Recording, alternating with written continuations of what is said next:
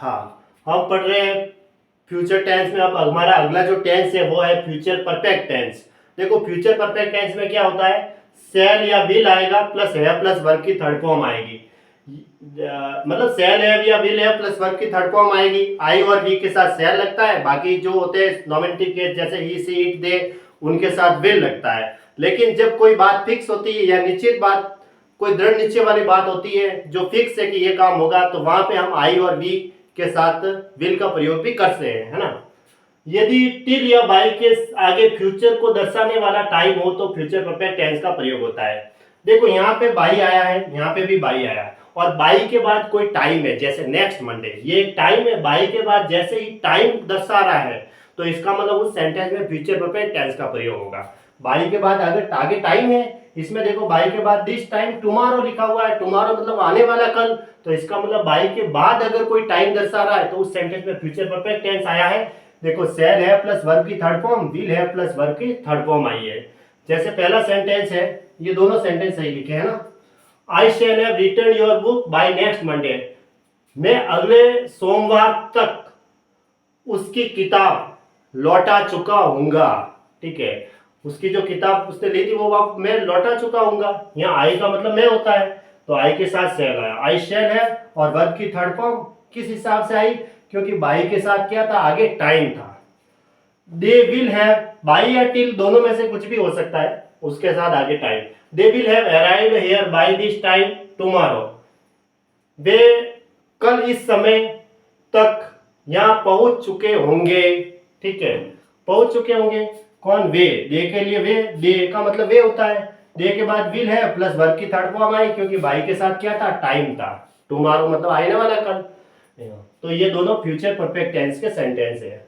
अब आता है फ्यूचर परफेक्ट कंटिन्यूस टेंस, जिसमें जैसे प्रेजेंट परफेक्ट कंटिन्यूस टेंस होते हैं वैसे पास्ट परफेक्ट कंटिन्यूस टेंस, उसके बाद आता है फ्यूचर परफेक्ट कंटिन्यूस टेंस, जिसमें देखो क्या आएगा, shall have been plus verb की फर्स्ट फॉर्म के साथ आईएनजी, या आगे होगा सिंस और फोर का प्रयोग।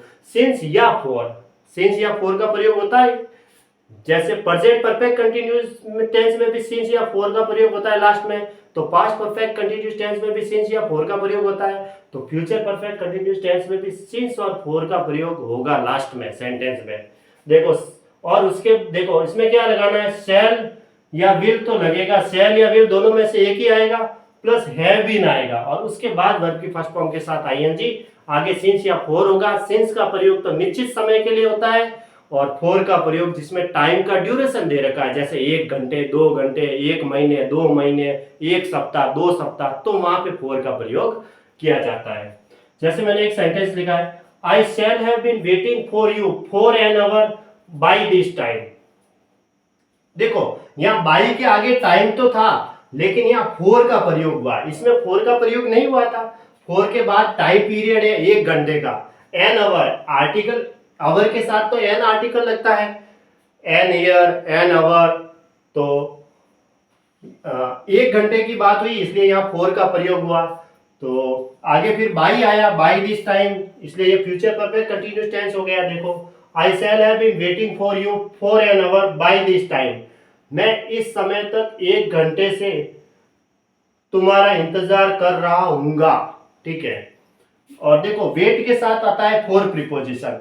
एक एग्जाम में कभी कभी एरर देके दिया जाता है, यहाँ वेटिंग फॉर लिखा जाता है ना, वेटिंग, वेट फॉर, ऐसे वेट फॉर लिखा मैंने।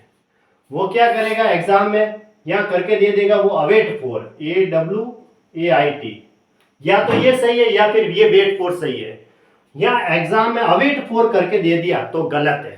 अवेट के साथ फोर प्रीपोजिशन नहीं आएगा, वेट के साथ फोर प्रीपोजिशन लगा सकते हैं, यहाँ वेटिंग के साथ फोर आएगा, लेकिन अवेटिंग फोर लिखा हुआ है तो वो गलत है, अवेट के साथ प्रीपोजिशन फोर नहीं आएगा। ये एग्जाम में ऐसे कभी कभी आता है।